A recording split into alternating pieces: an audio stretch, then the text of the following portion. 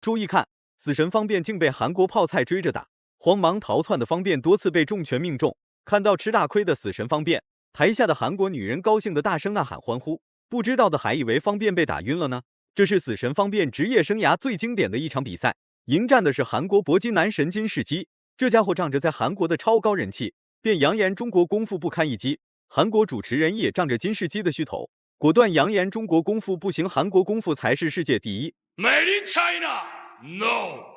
Made in Korea, check.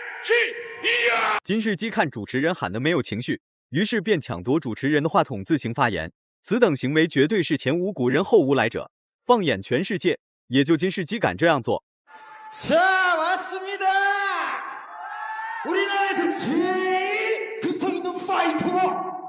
I say 힘, you say 세기, 갑니다. 자, 김, 일방, 오냐。首次出场的金世基相当之嚣张，扭来扭去的样子真挺欠收拾，不愧是搏击界跳舞最好的那一个。台下的美女也是非常配合金世基，纷纷呼喊着金世基的名字。感觉没有发挥好的金世基，于是便要求赛事方重新出场一次。又一次出场的金世基还是不改嚣张，戴着草帽晃晃悠悠走了出来。韩国真要是没有了金世基这类物种，真的是棒子国的一大损失。方便要是不把金世基这个显眼包打回泡菜缸里去，恐怕很难服众。一旁的死神方便看完了整个过程，恶心的差点把隔夜饭吐了出来。言归正传，金世基的舞也跳了，话也说了，也该到挨揍的时候了。韩国拳王金世基率先开始逼近方便内围做动作，晃来晃去的样子很是欠揍，根本就没把眼前的死神方便看在眼里。反观方便表现得相当之轻松，看来有十足的把握暴揍金世基一顿。眼疾手快的方便直接摔了金世基一次，台下的韩国姑娘就吓得捂住了嘴巴。全胜，他已经保持25场全胜。他在今天比赛当中是不是能够继续续写他不败的神话？在武林风全球功夫盛典比赛里面，方便战胜考克莱之后，我感觉他在这个战术打法上更加的丰富，控制比赛能力更强。接腿摔这个动作本来就符合比赛规则，到了韩国就不符合规定了。裁判暂停了比赛，先是给金世基吃了一个定心丸，于是便找到方便开始给方便穿小鞋。比赛才刚刚开始，方便就被韩国裁判警告了一次。说你这个接腿摔啊，不能2次发力，对这个方面进行了一个口头的劝告。金世基呢，如果知道徐岩的话，对他也不应该陌生，因为他和徐岩曾经交手过，当时他是打7公斤的比赛。没想到现在体重逐渐的增加，已经到了80公斤。金世基在韩国拥有超高的人气和排名，台下的欢呼声也在不停叫喊，这就给方便施加了很大的压力。面对万人敬仰的金世基，方便也是给出了严厉的教训。灵活的打法让金世基的拳头无法命中方便，甚至连方便的身体都触碰不到。25连胜的方便冒着被黑掉的风险来到了韩国，就是要在韩国民众面前暴揍金世基一顿。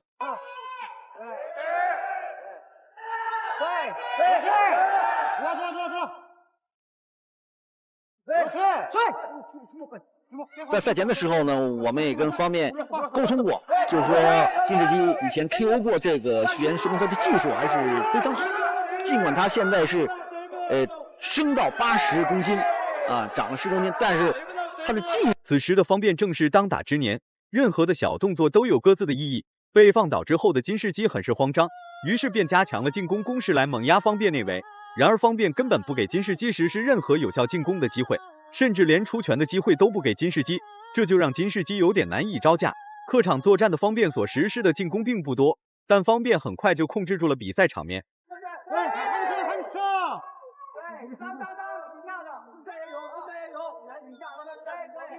今天很多的韩国的美少女来到现场来观看勇士们的搏杀。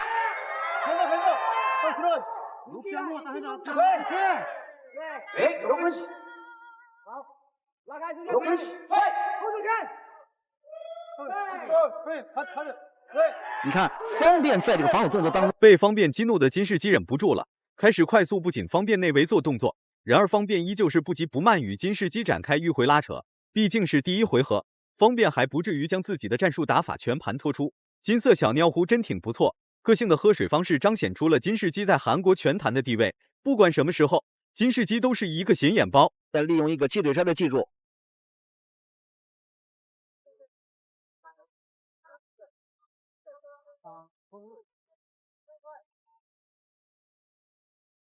这是大迎击。那么从这一点也可以看到，金世基这个教练呀，也很富有一种个性。因为我们在赛道当中还第一次见到利用这种水壶来给自己的这个弟子进行这种我们说饮水也好。那么从这点也可以，第二回合开始了，不长记性的金世基再次对方便发起了猛攻，断断续续的猛压给了方便很大的压力。然而方便依然是井条有序来与金世基展开对抗，接到腿的方便并没有实施二次发力，就怕裁判托人搞偷袭，受到警告不可怕，可怕的是裁判直接扣除方便的分数，毕竟裁判和金世基穿的是一条裤子。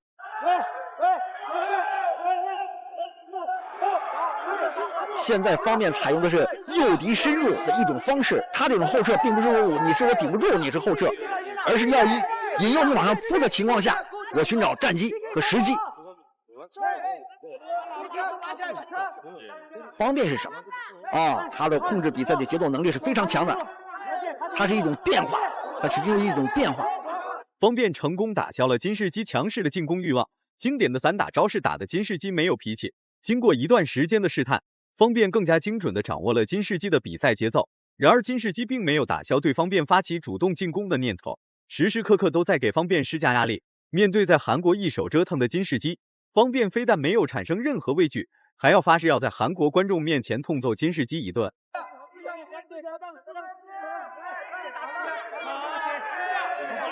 你看，现在方便在主导着比赛。金世基，你上啊！不敢了吧？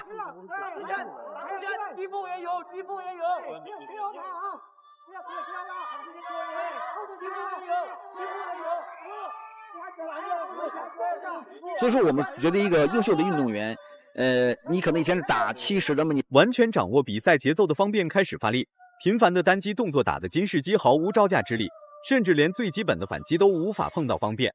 身为拉扯不成功的方便，瞬间就成为了金世基的移动标靶。被金世基找到机会的金世基挽回了一点颜面，台下的韩国女人高兴极了。殊不知，现在韩国女人有多高兴，等下就有多伤心。这时候，金世基就扑上来了。我们看到韩国的美少女们是非常会看比赛。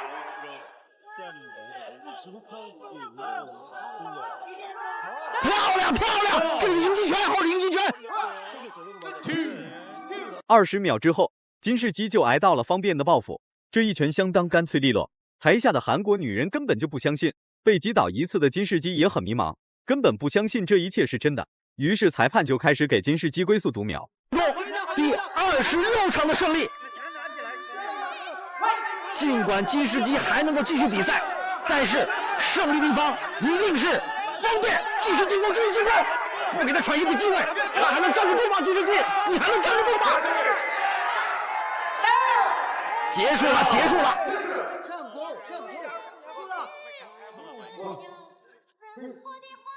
金世基还没低下他的头颅，归宿读秒还在继续。裁判知道第二回合即将结束，于是就故意拖延时间，让金世基得到更多的时间休息。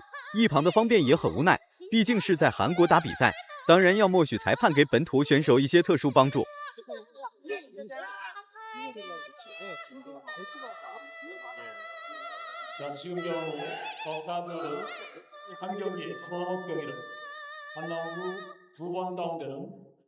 看，这是一个前摆拳啊，非常的聪明。看，打赢的就在对方拳往下冲的一瞬间，一个前手迎击非常准，非常准，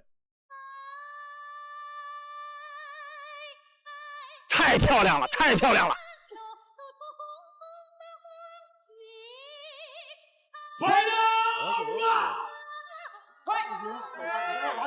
第3回合开始了，金世基的脑袋完全被打坏了，竟然敢和方便展开正面对抗。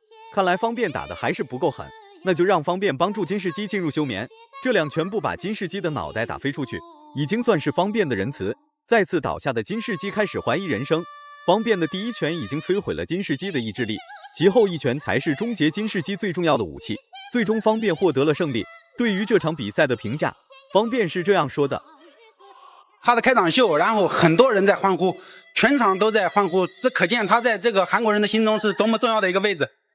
所以对我来说真的是一个特别大的考验。然后对裁判的读秒你怎么看？我们都觉得那是蜗牛般的在读。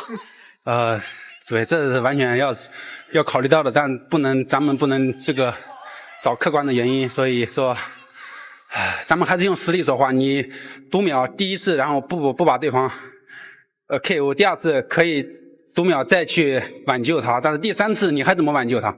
完全没有办法。所以我的意思就是还是要靠实力。